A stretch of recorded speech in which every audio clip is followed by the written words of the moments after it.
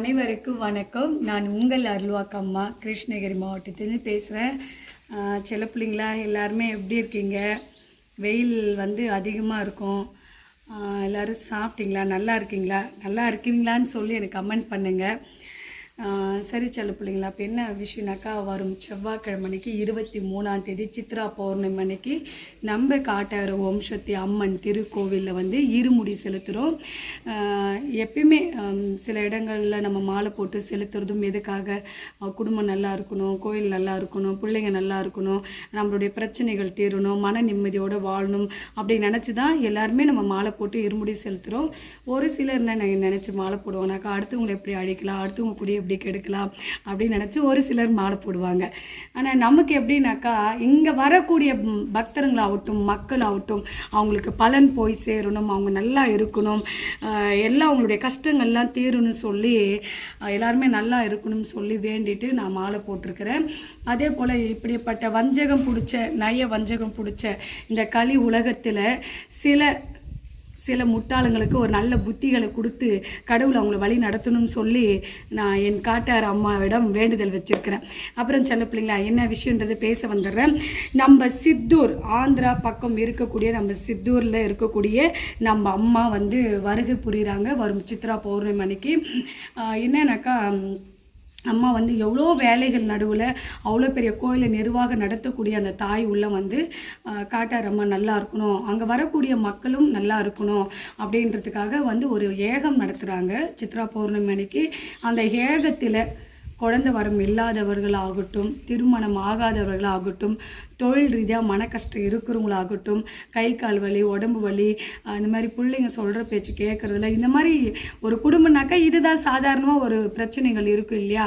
இந்த பிரச்சனைகள்லாம் அந்த ஏகத்தில் கலந்துக்கிட்டாக்கா நம்மளுக்கு பலன் கிடைக்கும்ன்றதுக்காக. ஏன்னா அந்த இடத்துலேருந்து நம்ம ஸ்டேட் விட்டு ஸ்டேட்டு அந்த இடத்துலேருந்து ஒரு தாய் நம்ம தமிழ்நாட்டுக்கு வருகை புரிஞ்சு நமக்கு எல்லாருக்கும் ஒரு ஆசீர்வாதம் கொடுத்து ஒரு அருள் பாலிக்கிறாங்க அப்படின்னும் போது அது நம்ம வரவேற்பு கொடுக்கணும் இல்லையா?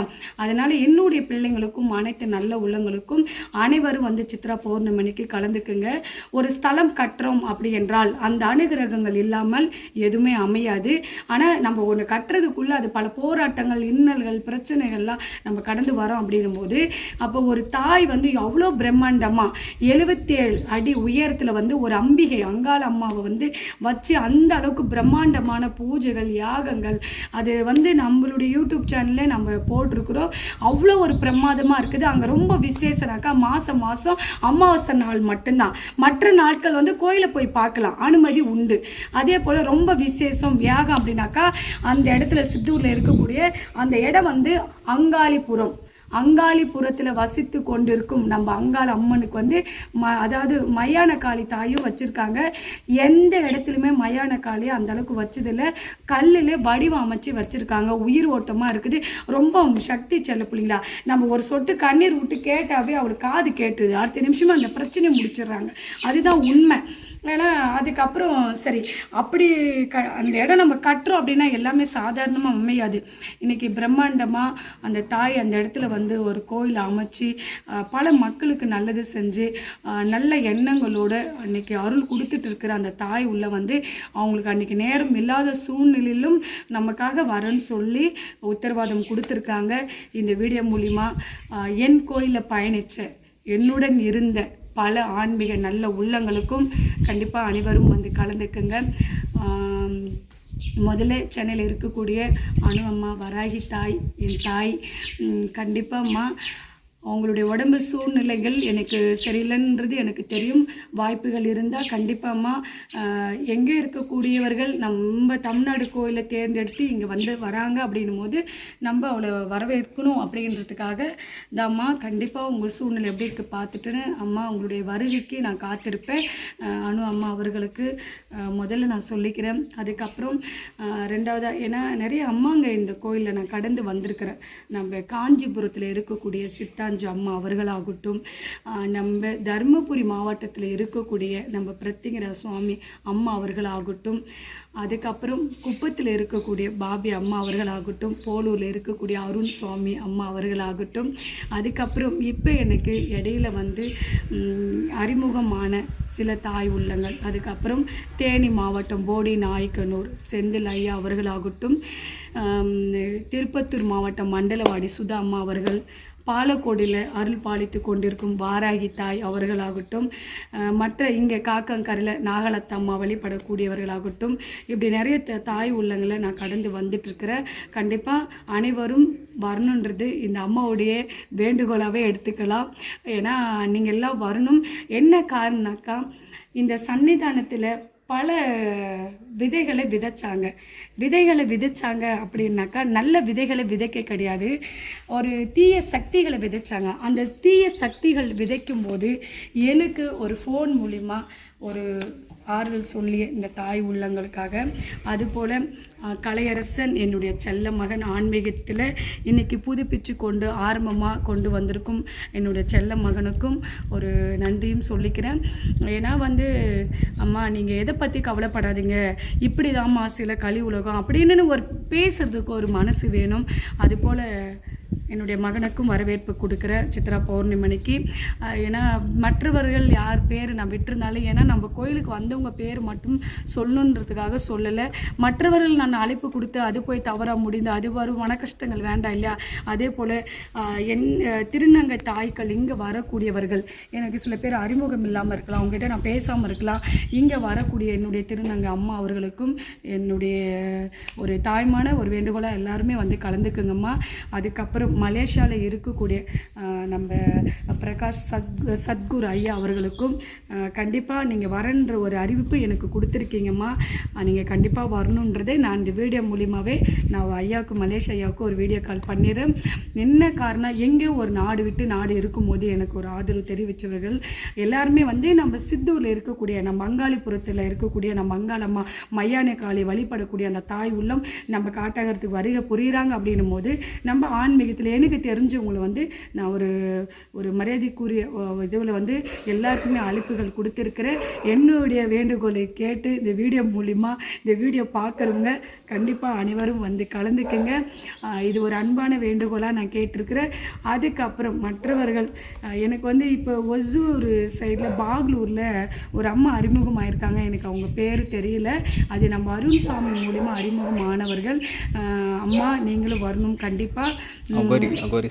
அகோரி சாமிஜி அவர்களும் ஓகே.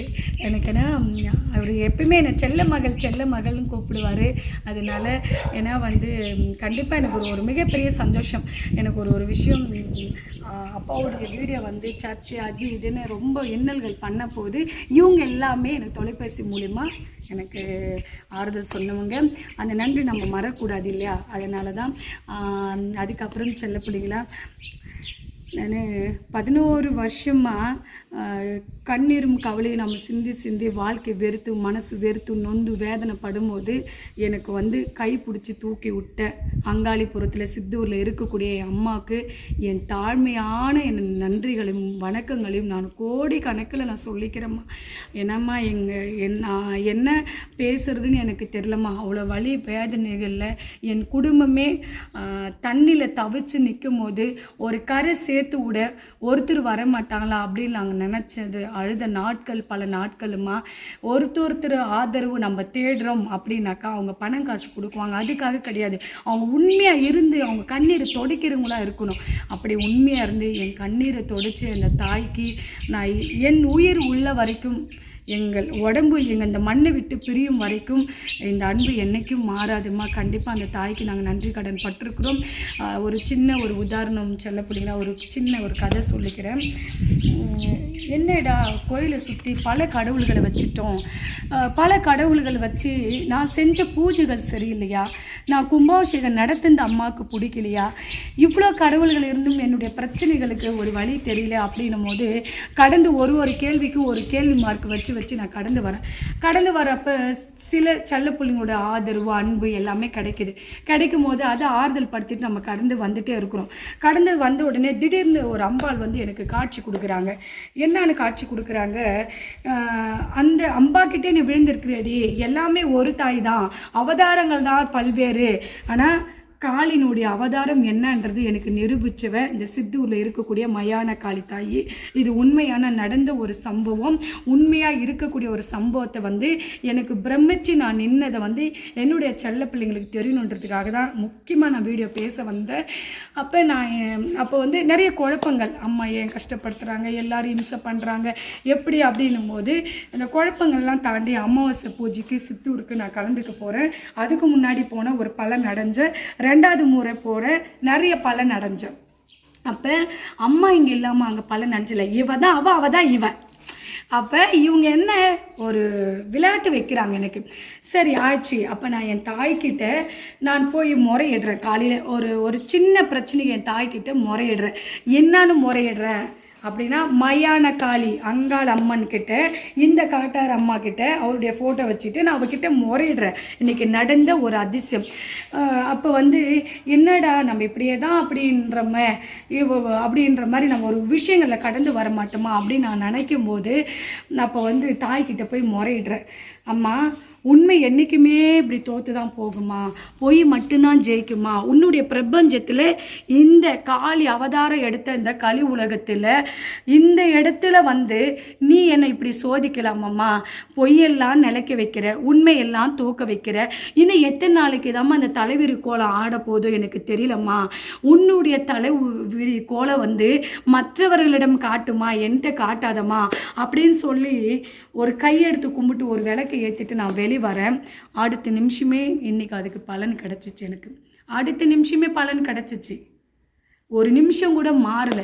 என் வாழ்க்கையில் ஒரு கண்ணுக்கு முன்னே நான் உணர்ந்த ஒரு விஷயம், எப்படியே சித்தூரில் இருக்கக்கூடிய அந்த அங்காளிபுரத்தில் இருக்கக்கூடிய மயான காளியை நான் நினச்சிட்டு வெளியே வரும்போது, நான் எப்பயுமே அம்மா காட்டார மாட்டேன் போனாவே, நான் எப்பயுமே தெரியல சில பிள்ளைங்க, நான் கோவத்தில் எல்லாம் பேசுவேன், என் பாசம் உண்மை, நல்லது கெட்டது சொல்ல ஆள். இப்போ இருக்காங்க, அம்மா இருக்கிறாங்க, நம்ம சித்தூரில் இருக்கக்கூடிய அம்மா எவ்வளோ கஷ்டம் வந்தாலும் கோவப்படாதம்மா, யார் உன்னை என்னவோ சொல்லட்டுமா, யாரை பற்றி அவங்க நல்லா இருக்குன்னு நீ சொல்லுமா, யாரை பற்றி நீ பேசாத, நீ கோவப்படாத, நீ கஷ்டப்படாதம்மா, உனக்கு அம்பாளுடைய துணை இருந்ததுனால்தாம்மா இத்தனை சாமி நீ கட்டி நீ அந்த இடத்துல ஆட்சி ஆழ்ந்துட்டு இருக்கிற, அதனால யாரை பற்றி கவலைப்படாதம்மா, யார் என்னவோ சொல்லட்டுமா, நீ தைரியமாறு, உன்னுடைய பாதைகள் கடந்து போட்டோம், அவங்கவுங்களுடைய கர்ம வினைகள் அவங்கவுங்க பார்த்து அம்பாள் அதை கொடுக்குவா, நீ எதை பற்றி கவலைப்படாத அப்படின்னு அம்மா என்னை வந்து கைட் பண்ணிட்டு இருக்காங்க. எனக்கு எடுத்து சொல்லி, அப்புறம் மகளுக்கு என்ன பண்ணிட்டோம், மகள் வந்து கோவப்பட்டு செய்கிற விஷயங்கள் அம்பாள் தானே சரி பண்ண முடியும். அப்படி எல்லாருமே சில பேர் என்ன நினைக்குவாங்க, இப்போ நான் பேசினவங்கலாம் கிடையாது, சில பேர் ஆன்மீகத்தில் இருக்கிறவங்க என்ன நினைக்குவாங்க எனக்கு தெரியும். நான் சொல்லுவேன், ஐயன் முன்னாடியே சொல்லுவேன், அப்பன் முன்னாடியே சொல்லுவேன், என் ஈசன் முன்னாடியே சொல்லுவேன். என்னான்னு சொல்லுவேன்னு தெரியுமா, சில பேர் இருக்காங்க ஆன்மீகத்தில், நான் எப்போ அசிங்கப்படுவேன், நான் எப்போ கண்ணீர் விடுவேன், நான் எப்போ கஷ்டப்படுவேன், என்னை யார் கேவலம் பண்ணி போடுவாங்க அப்படின்னு கைத்தட்டி சிரிக்கிறவங்க ஒரு சிலர் இருக்கிறாங்க. அந்த ஒரு சிலருக்கு மத்தியில் நான் இப்படி ஒரு உண்மையான ஒரு தாய், ஒரு பக்தி உள்ள கொண்ட தாய், எப்படி பாசத்தை வச்ச தாய், எங்களை இன்றைக்கி எங்கள் குடும்பத்துக்கு ஆறுதல் கொடுத்துட்ருக்கேன் என் தாய், பிரபஞ்சத்தில் நான் இன்றைக்கி தான் நான் உண்மையாக பார்த்துருக்குறேன். எத்தனையோ பேர் செல்ல பிள்ளைங்களா என் இடத்துக்கு வராங்க, நான் சொல்லக்கூடாது, என் கோயில் இருக்கிறாங்க, என்னோட இருக்கிறாங்க, ஆனால் என்னையே மற்றவங்கிட்ட போய் தப்பாக பேசுவாங்க.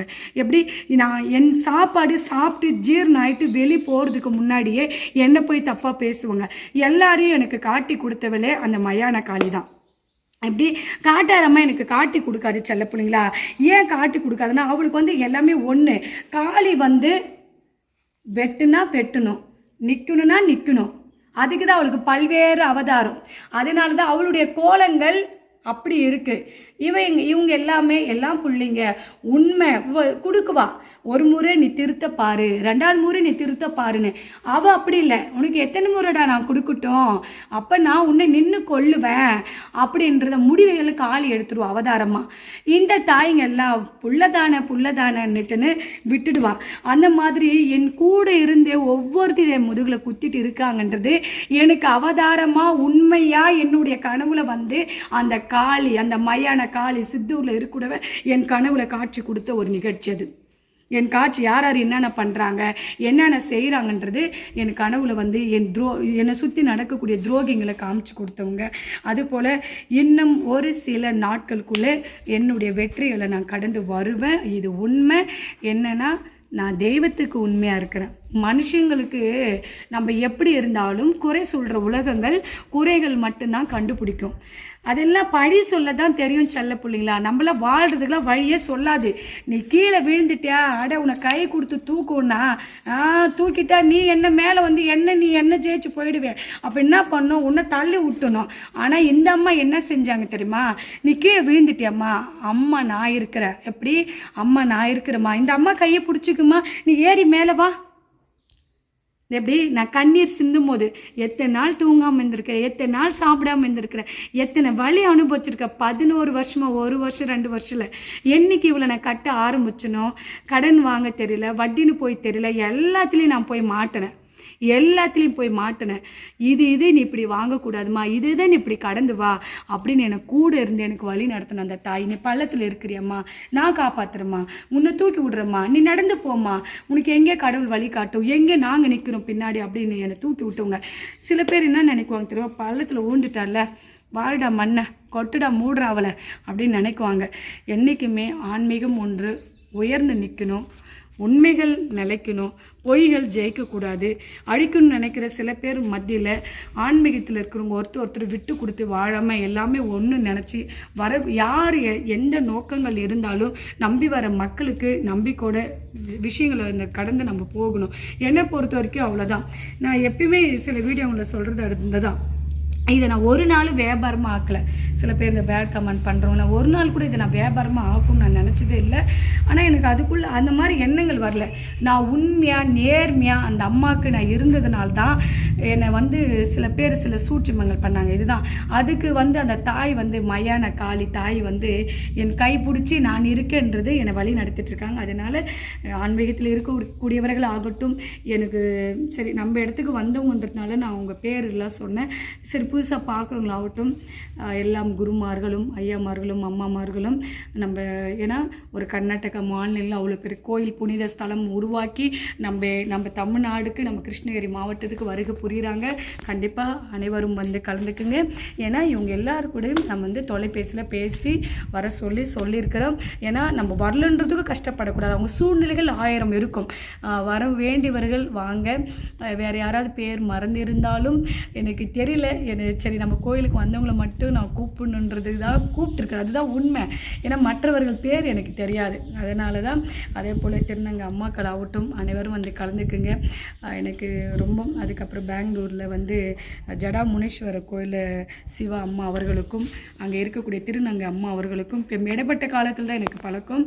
அதுக்கப்புறம் என்னுடைய செல்ல மகன் மோகன் அம்மனுக்கு வந்து வருஷம் சித்ரா பௌர்ணமி அன்னைக்கு வந்து இந்த அம்மா வந்து அழகுபடுத்தக்கூடிய பூ அலங்காரம் கொடுக்கக்கூடிய என்னுடைய மகன் வந்து அம்மா எதுவுமே இதுக்காக நீ எதுவும் வாங்க வேண்டாம், எல்லாம் நான் கொண்டுட்டு திங்கக்கிழமை மணிக்கு வந்துடுறேன். அந்த நல்ல உள்ளத்துக்கு என்னுடைய நன்றிகள் சொன்னாவே பிடிக்காது. இருந்தாலும் இது வார்த்தைகளால் சொல்ல முடியாது. இது வரைக்கும் எனக்கு பல தாய் உள்ளங்கள் என்னை வழி நடத்தி என்னோட பின்தொடர்ந்த எல்லா தாய் உள்ளங்களுக்கும் செல்ல பிள்ளைகளுக்கும் இந்த தருணத்தில் நான் நன்றிகளை தெரிவிச்சிருக்கிறேன். இன்றைக்கி நான் நிம்மதியாக இருக்கேன் அப்படின்னாக்கா இன்னைக்கு எல்லா சூட்சியமங்களும் எல்லா மந்திர தந்திர கட்டுகளும் என்னை கெடுக்கக்கூடியவர்களை வெளிப்படுத்தி வெளிச்சத்துக்கு கொண்டு வந்த அங்கே சித்தூரில் வசித்து கொண்டு இருக்கும் என் அங்காளி காளி தாய் இன்னைக்கு நீ இல்லைனாக்கா நான் எல்லாமே அதாவது ஏன்னா சொல்லுவாங்க இல்லையா செல்ல பிள்ளைங்களா, எல்லாமே வெள்ளையாக இருக்கிறதுனால எல்லாமே நான் பாலுன்னு நினச்சிட்டேன். எல்லாமே வெள்ளையாக இருக்கிறதுனால பாலுன்னு நினச்சிட்டேன் செல்ல பிள்ளைங்களா. அந்த பால் கலரும் வந்து விஷம் இருக்கக்கூடிய கலரும் அதே கலர் தான்ன்றது எனக்கு தெரியல. அதனால் வந்து சில உண்மைகள் தெரியப்படுத்தி அந்த மயான காளி தாய்க்கு வந்து என் உயிர் இந்த மண்ணில் இருக்கிற வரைக்கும் அது மாறாது, மறைவும் மறையாது. என் பிள்ளைங்க நான் கஷ்டப்பட்டேன் எனக்கு கமெண்ட் பண்ணக்கூடிய ஏன்னா பேர்கள் சொன்னாக்கா இன்னும் இருக்கிற பிள்ளைங்களுக்கு கஷ்டம் ஆகும்.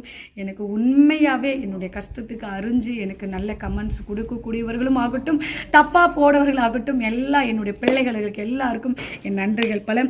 அதுக்கப்புறம் நம்ம விலக்கு அமைஞ்சிட்டுக்குதா நம்ம விஜயகாந்த் அப்பா தொண்டர்களாகட்டும், மக்களாகட்டும், உண்மையாக இருக்கவர்களாகட்டும், சித்ரா பௌர்ணமி அன்னைக்கு வந்து அனைவருமே கலந்துக்குங்க. ஏன்னா நான் எவ்வளோ கண்ணீர் கவில்ல நான் உருவாக்கின சன்னிதானம். ஒரு செங்கல் எங்களுடைய கஷ்டம். அப்படி இது வந்து எப்படி நான் உருவாக்கினேன்னு தெரில, ஆனால் உருவாக்கிட்டேன். இவ்வளோ பெருசு நான் எப்படி உருவாக்குறேன்னு தெரில, உருவாக்கினேன். அது அம்பாள் புத்தி கொடுத்து நான் பண்ணேன். இந்த இடத்துல நீங்கள் அனைவரும் வந்து கலந்துக்கணும். ஏன்னா எனக்கு வந்து எந்த உள்நோக்கும் இல்லை செல்ல பிள்ளைங்களா. என்ன உள்நோக்கம் எனக்கு இருக்க போது? பிறக்கும் போதும் எதுவும் கொண்டு வரதில்லை, போகும்போதும் நம்ம எதுவும் கொண்டு போகிறது கிடையாது. இருக்கிற வரைக்கும் நம்மக்கிட்ட இருக்கிறத 4 பேருக்கு செஞ்சு நல்லது பண்ணிவிட்டு நம்ம போயிட்டே இருக்கணும். யாருமே நம்ம கெடுக்கணுன்ற எண்ணங்கள் இருந்தால் கடவுள் நம்மளுக்கு எடுத்துடும். அதனால் நம்மளுடைய வழி சரியாக இருந்து போனாவே போதும், கடவுள் நம்மளுக்கு துணையாக இருக்கும். அப்படின்றதுக்கு வந்து நம்ம மயான காளி அம்மா எனக்கு உணர்த்தின ஒரு விஷயம். இன்றைக்கி நான் கஷ்டப்பட்டு இன்றைக்கி கண்ணீர் விட்டு அடுத்த நிமிஷம் அதுக்கான பலன் கொடுத்த அந்த தாய் எங்கள் நெஞ்சத்தில் வாழ்ந்து கொண்டு இருக்கும். சித்தூரில் இருக்கக்கூடிய அந்த தாய்க்கு நன்றிலாம் சொல்லக்கூடாது. அம்மா பொண்ணுக்கு நன்றி சொல்லக்கூடாது இல்லையா? அதனால் என் தாய் வந்து எங்களுக்கு எப்பயுமே பக்கபலமாக இருக்கணும். அந்த தாயினுடைய அருள் எனக்கு கிடைச்ச மாதிரி என்னுடைய பிள்ளைங்களுக்கு எல்லாருக்கும் கிடைக்கணும்ன்றதுக்காக தான் அனைவரும் வந்து கலந்துக்குங்க. அந்த அம்மாவுடைய அருளும் ஆசையும் பெறுங்கள். அவர் நடத்தக்கூடிய அந்த பூஜைகள் பாரு, பிரம்மாண்டமான ஒரு ஏகம் நடக்குது. அப்படின்னாக்கா நம்ம சித்தூரில் தான் அது அமாவாசைக்கு நடக்குது. கண்டிப்பாகவே அனைவரும் நம்ம சித்ரா பௌர்ணமிக்கு வருகிற செவ்வாய்க்கிழமை. அதுக்கப்புறம் சில பேர் அம்மா நாங்கள் மாலை போடலாமா, 2 நாள் 3 நாள் விரதம் இருக்குது போடுறாங்க, போடலாம்.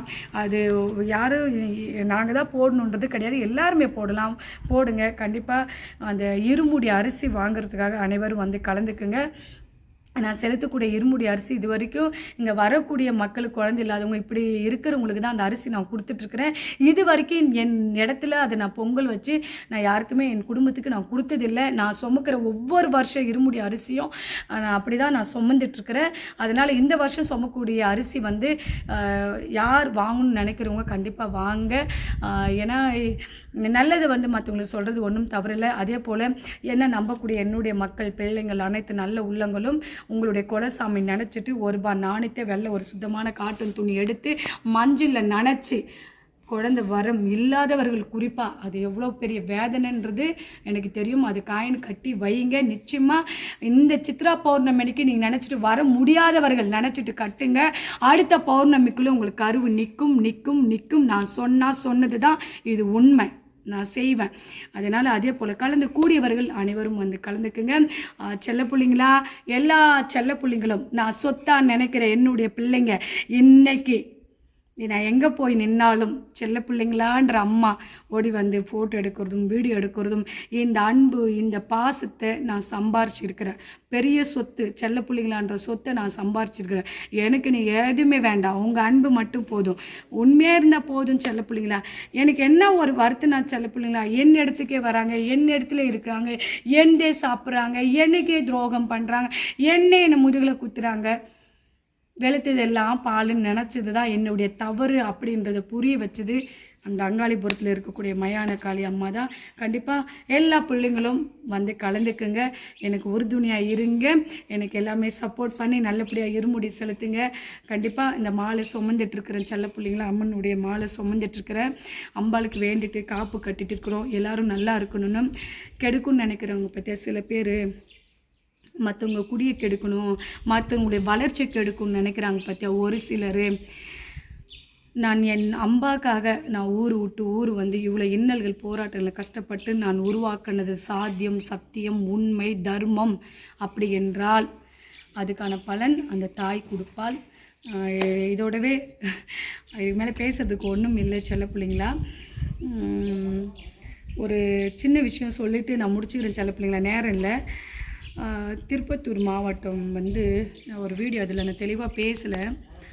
ஒரு செல்ல மகன், என்னுடைய மகன், என் புள்ள மறுபிறவின்னு ஒன்று இருந்தாக்கா, என்னுடைய மகன் ரமேஷ் தவசி நியூஸ் சேனல் நடத்தக்கூடிய, கேப்டன் நியூஸ் சேனல் நடத்தக்கூடிய என்னுடைய மகன் என் பிள்ளையாக தான் நான் பார்க்குறேன்.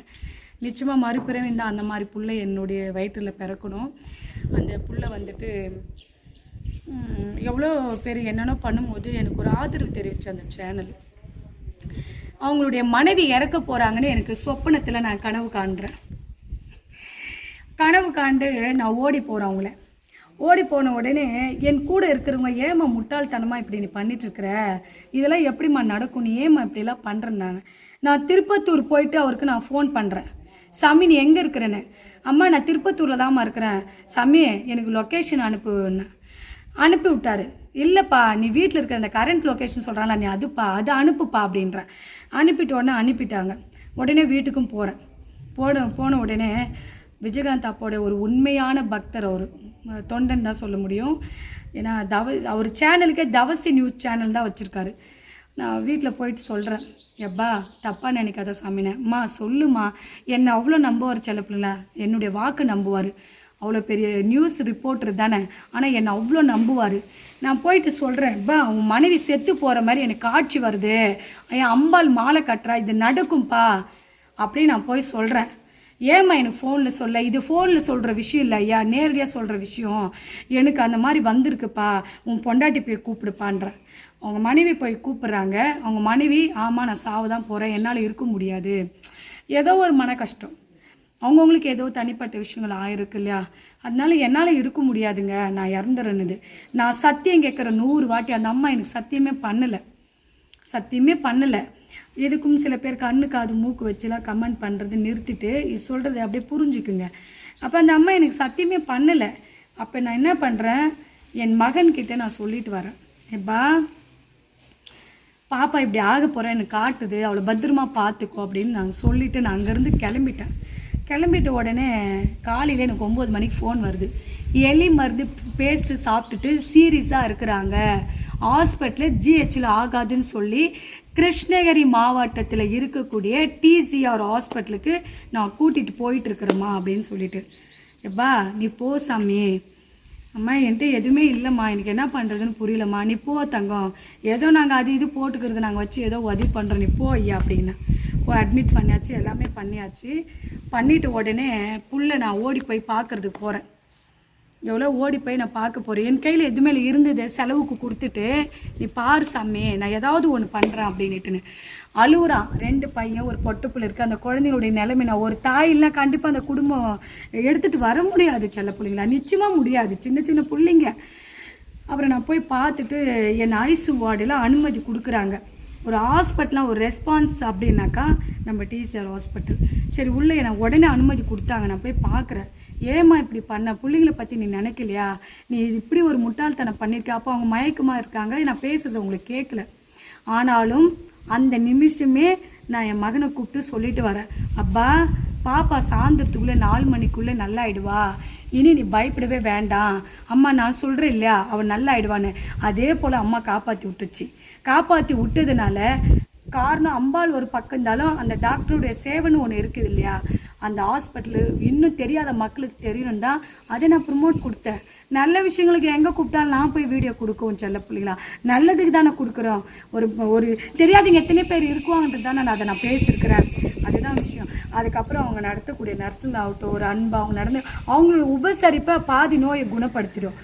அப்போ இப்போ இந்த சில பேர் சொல்கிறீங்கள சாமி ஆன்மீகம் அருள்வாக்கு பொய்ன்றீங்களே, இது எப்படி சாத்தியமாச்சு?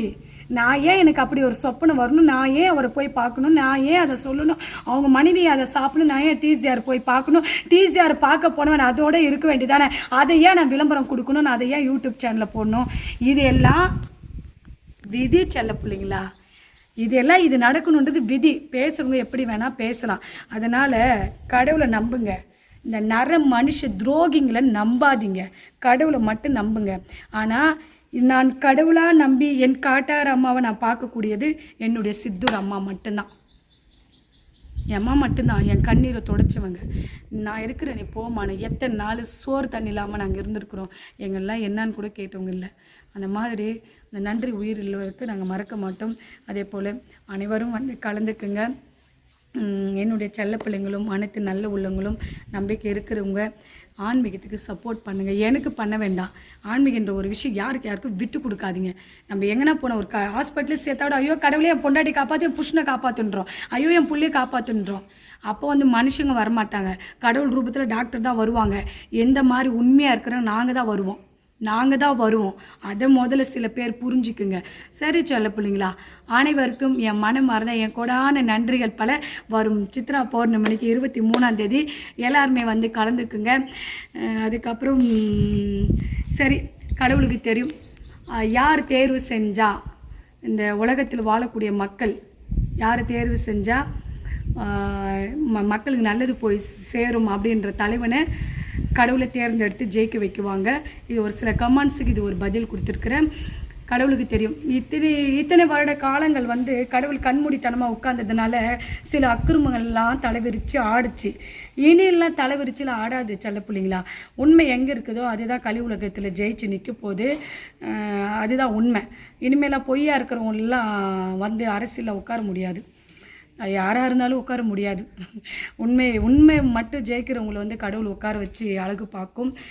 கண்டிப்பாக செல்ல பிள்ளைங்களா, காட்டாயர் அம்மா சார்பாகவும் சித்தூர் அம்மா சார்பாகவும் நான் கடந்து வர ஆன்மீக வழியில் இருக்கக்கூடிய அனைத்து அம்மாமார்கள் சார்பாகவும் நம்ம கேப்டன் விஜயகாந்த் ஐயா சார்பாகவும் நல்லவர்களை தேர்ந்தெடுங்க. அது யாராக இருக்கட்டும், நல்லவர்களை தேர்ந்தெடுங்க.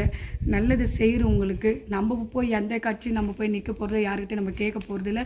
ஒன்றும் இல்லை, பொதுவான ஒரு விஷயத்தை கொண்டு வந்து நிறுத்தியிருக்கிற நல்லதை தேர்வு செஞ்சு நல்லது நமக்கு கிடைக்கும்னு நினைக்கிற நம்ம பாமர மக்களுங்களுக்கு நம்மளுக்கு ஒரு விடுகாலம் பிறக்குன்றதுக்காக தேர்வு செஞ்சு ஒரு முடிவுகள் எடுத்து நாளைக்கு எல்லாமே நல்லதை பண்ணி செய்யுங்க.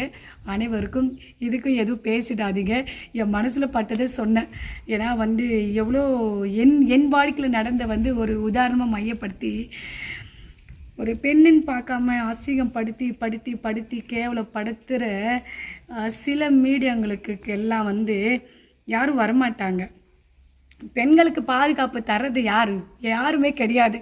அதனால் யோசித்து முடிவுகளை எடுத்து உங்களுடைய பயணங்கள் தொடரட்டும். அனைவருக்கும் நன்றி நன்றி நன்றி.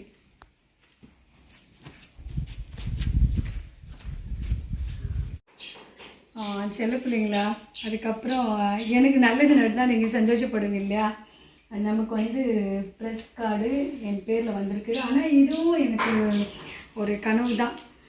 ஏன்னா நம்மளும் சில பேர் மாதிரி பொய்க்கு துணை இல்லாமல் உண்மையாக இருக்கிறவங்களுக்கு நம்ம நிற்கணும் அப்படின்றதுக்கு நான் நினச்ச ஒரு விஷயம். எனக்கு நமக்கு ப்ரெஸ் கார்டு வந்திருக்குது. எப்பயுமே உண்மைக்கு நம்ம குரல் கொடுப்போம். ஏன்னா என் மனசில் தோன்ற ஒரே ஒரு விஷயம் செல்லப்பிள்ளைங்க அந்த தருணத்தில் சொல்லிடுறேன். ஸ்ரீமதி கள்ளக்குறிச்சி அந்த வழக்காகட்டும், பாண்டிச்சேரியில் என் கண்ணுக்கு தெரிஞ்சு, அதுபோல் ஒரு திருநங்கை அம்மா அவங்க எந்த தவறும் செய்யாமல் வந்து எல்லாருமே அடித்தாங்க, உண்மை நிலவரம் தெரியாமல். இந்த மாதிரி பொய்யான விஷயங்களுக்கு எல்லாம் தொட போகிற சில பேர் மாதிரி நிச்சயமாக என் கண்ணு முன்னாடி ஏதாவது இருக்குது அப்படின்னா அந்த உண்மைக்கு நான் நிற்குவேன். பணத்துக்காகவும் சில பேர் பண்ணுறாங்க பார்த்தியா, அந்த மாதிரி இந்த அம்மா நான் எப்பவும் இருக்க மாட்டேன். எனக்கு இந்த கார்டு கொடுக்க ஒரு தகுதி தீர்மானம் பண்ணி எனக்கு வந்திருக்கு அப்படின்னும் போது எனக்கு ஒரு மிகப்பெரிய ஒரு சந்தோஷம். சரி செல்ல பிள்ளைங்களா, நான் போட்டு காட்டிடுறேன். எப்பயுமே காட்டாயிர அம்மானாவே உண்மை மட்டும்தான் இருக்கணும். நம்ம நம்பி வரவங்க நல்லது செய்யணும். எப்படி இருக்குது பாரு செல்ல பிள்ளைங்களா, நல்லா இருக்கான்னுட்டுன்னு. சரி செல்ல பிள்ளைங்களா, இப்போ ஹாஸ்பிட்டல் போயிட்டுருக்குறோம் நான் அந்த செல்ல மகளை பார்க்குறதுக்காக. அதனால் அனைவருக்கும் நன்றி, வணக்கம் செல்ல பிள்ளைங்களா.